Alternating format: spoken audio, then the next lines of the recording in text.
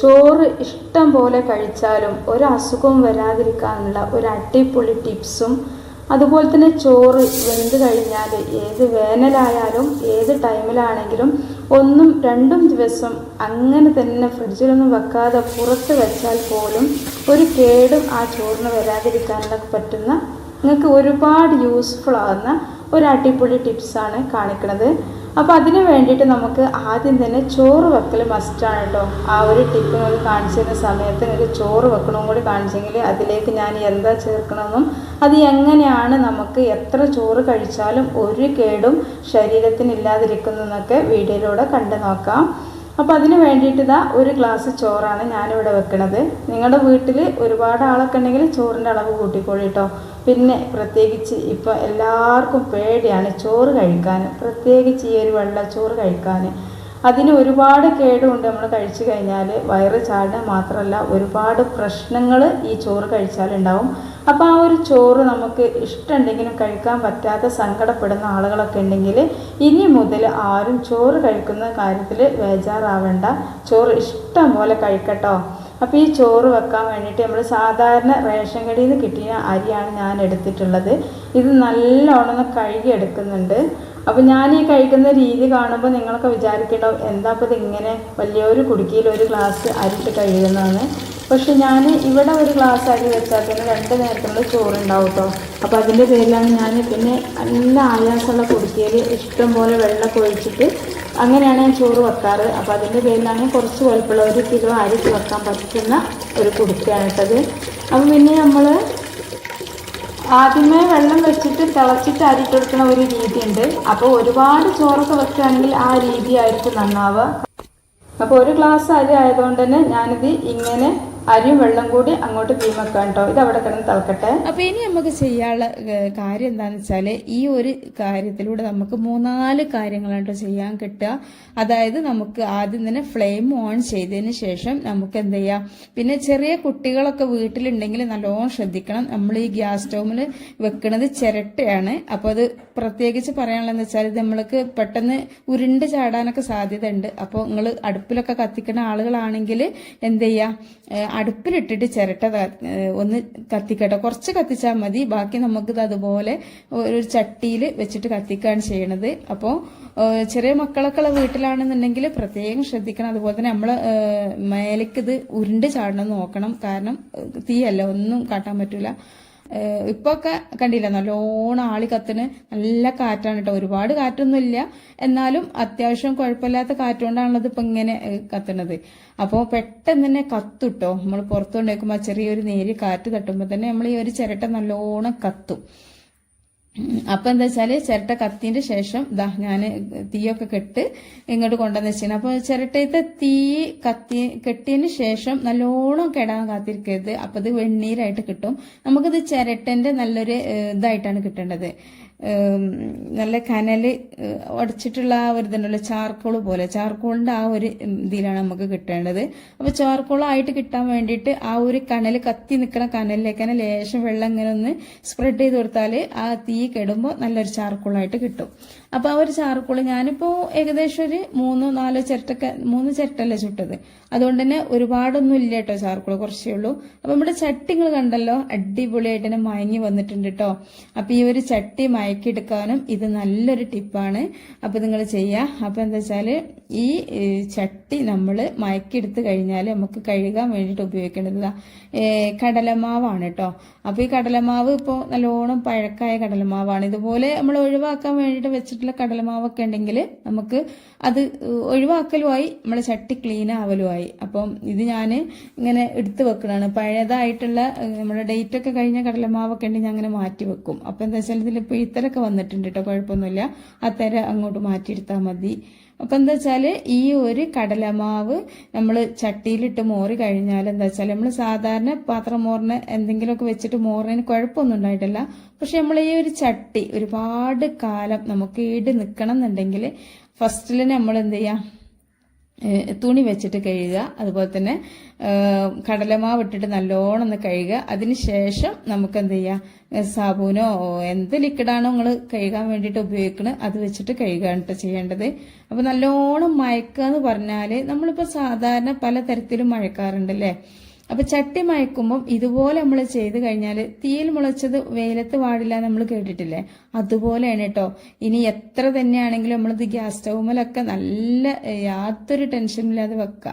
നമ്മൾ സാധാരണ എവിടെയെങ്കിലുമൊക്കെ വെച്ചിട്ട് മയക്കുക, പലതരത്തിലുള്ള മയക്കലിനും നമ്മൾ അടുപ്പത്ത് ചട്ടി വെച്ച് കഴിഞ്ഞാൽ എത്രയോ ചട്ടികളുണ്ടല്ലേ ഗ്യാസ് സ്റ്റൗവിന്റെ വെച്ചുകൊണ്ട് പൊട്ടിക്കീറാറൊക്കെ. ഇതാവുമ്പോൾ ഇനി ആ ഒരു പ്രശ്നമൊന്നും ഉണ്ടാവില്ല. നമുക്ക് എത്ര കാലം വേണമെങ്കിലും ഈ ഒരു ചട്ടി ഉപയോഗിക്കാൻ വേണ്ടി പറ്റും. അപ്പോൾ ഇനിയിപ്പോ കടലമാവ് നിങ്ങളടുത്ത് ഇല്ലാന്നുണ്ടെങ്കിൽ നിങ്ങൾ ടെൻഷൻ ആവണ്ട കേട്ടോ. ഏതെങ്കിലും ഒരു പൊടി എടുത്താൽ മതിയോ, അരിപ്പൊടിയോ ഗോതമ്പ് പൊടിയോ എന്തെങ്കിലുമൊക്കെ നമുക്ക് എടുത്തുകാണ്ട് ഇതുപോലെ ഒന്ന് മോറിയെടുക്കുക. അപ്പം ഞാനിതാ നല്ലോണം കഴുകിയിട്ടുണ്ട്. അപ്പം നിങ്ങൾ ഒരു കാര്യങ്ങൾ ശ്രദ്ധിക്കണം. ഇതുണ്ടല്ലോ എന്താണ് കമ്പി, നമ്മൾ പാത്രം മോറുന്ന കമ്പി അതിട്ടിട്ട് നിങ്ങൾ വരയ്ക്കരുത് കേട്ടോ. അങ്ങനെ ആകുമ്പോൾ നമ്മളെ ചട്ടിക്ക് നല്ല സ്ക്രാച്ചൊക്കെ വീഴും. പെട്ടെന്ന് അത് ഒരു വേഗം പൊട്ടാനും ഒക്കെ സാധ്യത ഉണ്ടാവും. അപ്പം എന്ത് ചെയ്യുക, നമ്മൾ തുണികൾ വെച്ചിട്ടോ അല്ലെങ്കിൽ നല്ല സ്പോഞ്ച് പോലുള്ള ഇതുണ്ടാവുമല്ലോ സ്ക്രബ്ബർ, അത് വെച്ചിട്ട് കഴുകിയാലും മതിയാവും. അങ്ങനെ വെച്ചിട്ട് കഴുകുക. അതുപോലെ തന്നെ നിങ്ങൾ സോപ്പ് എന്താണോ നിങ്ങൾ വെച്ച് മോറണമെന്ന് വെച്ചാൽ അത് വെച്ചിട്ട് മോറൊക്കെ ചെയ്യാനും കുഴപ്പമില്ല. പക്ഷേ ഇത് വെച്ചിട്ട് വരയ്ക്കരുത്, നമ്മൾ മോറിനെ കമ്പിട്ട് വരയ്ക്കരുത് മാത്രമേ ഉള്ളൂ. അപ്പോൾ കണ്ടില്ലേ നല്ലോണം മയങ്ങിയിട്ടുണ്ട് കേട്ടോ. നല്ല ബ്ലാക്ക് ആയിട്ട് നല്ലൊരു സോഫ്റ്റ് ആയിട്ടുണ്ട്. നമ്മളെ നോൺ സ്റ്റിക്ക് പാത്രം പോലെയാണ് ഇപ്പോൾ ഈ ഒരു ചട്ടി നിൽക്കുന്നത്. അപ്പോൾ ഈ ഒരു സൈഡ് കുറച്ചൊരു റെഡ് കളർ ഉള്ള എന്താ വെച്ചാൽ നമ്മുടെ തീ നേരെ കേക്കോട്ടാട്ടോ കാറ്റടിച്ചിന്. അപ്പോൾ ഒന്നും കൂടി ഇങ്ങോട്ട് തിരിച്ചു വെച്ചിട്ടുണ്ടെങ്കിൽ ആ ഒരു ഭാഗം നല്ല പോലെ സോഫ്റ്റ് ആയിട്ട് കിട്ടുമായിരുന്നു. നല്ല നോൺ സ്റ്റിക്ക് പോലെ, കുഴപ്പമൊന്നുമില്ല, നല്ല നോൺ സ്റ്റിക്ക് പോലെ തന്നെയാണ്. ആ ഒരു കളർ ചേഞ്ച് ആയിട്ടില്ല എന്നേ ഉള്ളൂ, എന്നാലും കുറച്ചൊരു കുറവേ ഉള്ളൂ. പക്ഷെ നമുക്ക് കളർ ചേഞ്ച് ആവാന്നുള്ളതല്ല കേട്ടോ കാര്യം, നല്ലോണം മയങ്ങിയിട്ടുണ്ട് എന്നുള്ളത് മാത്രമേ ഉള്ളൂ. അപ്പോൾ പിന്നെ നമുക്ക് അതിൽ എന്തുണ്ടാക്കിയാലും ഇനി നല്ല ടേസ്റ്റ് തന്നെ ആയിരിക്കും കേട്ടോ. അപ്പോൾ ഇതാ ഞാൻ ഇനി നമുക്ക് ആ ഒരു ഇതുണ്ടല്ലോ നമ്മൾ മയക്കിയെടുത്തപ്പം കിട്ടിയ ഒരു ചാർക്കോള്, ആ ചാർക്കോള് അതിൻ്റെ കൂടെ ഞാൻ വേറെ 2 ചാർക്കോളും കൂടെ എടുത്തിട്ടുണ്ട് കേട്ടോ.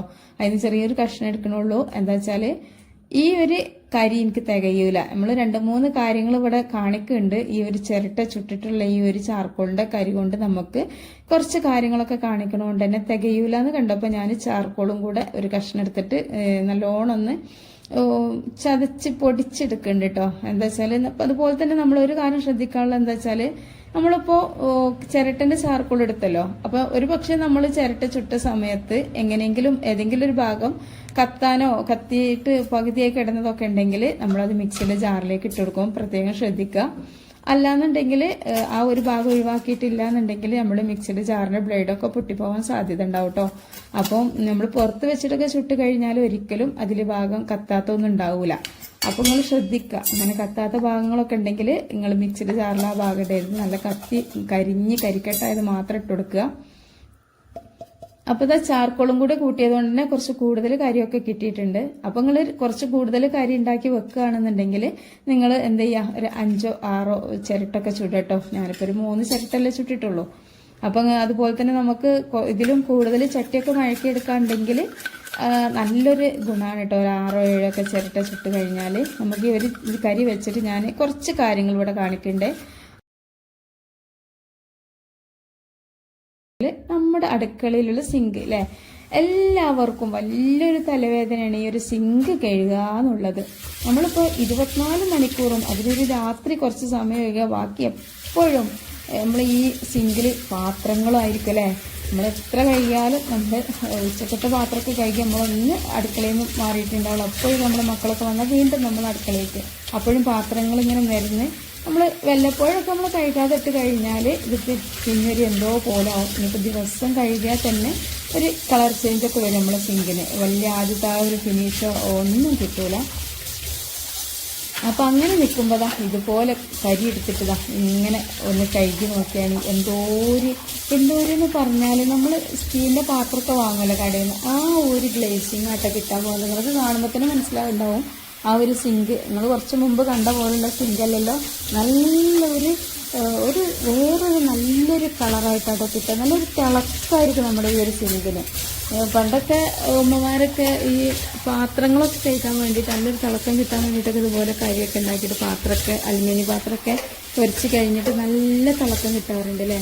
അപ്പോൾ അതുപോലെ തന്നെയാണ്. അതുപോലെ തന്നെ നമ്മളിത് നല്ലോണം പൊടിച്ചത് കൊണ്ട് ഒരിക്കലും ഇതിന് സ്ക്രാച്ച് വീഴുന്ന പ്രശ്നമൊന്നുമില്ല കേട്ടോ. നല്ല സോഫ്റ്റായിട്ട് നമുക്ക് കഴുകുക. അതുപോലെ തന്നെ തുണി വെച്ചിട്ട് തന്നെ കഴുകുക, അല്ലെങ്കിൽ സ്പോഞ്ചോ എന്തെങ്കിലുമൊക്കെ വെച്ചിട്ട് കഴുകുക.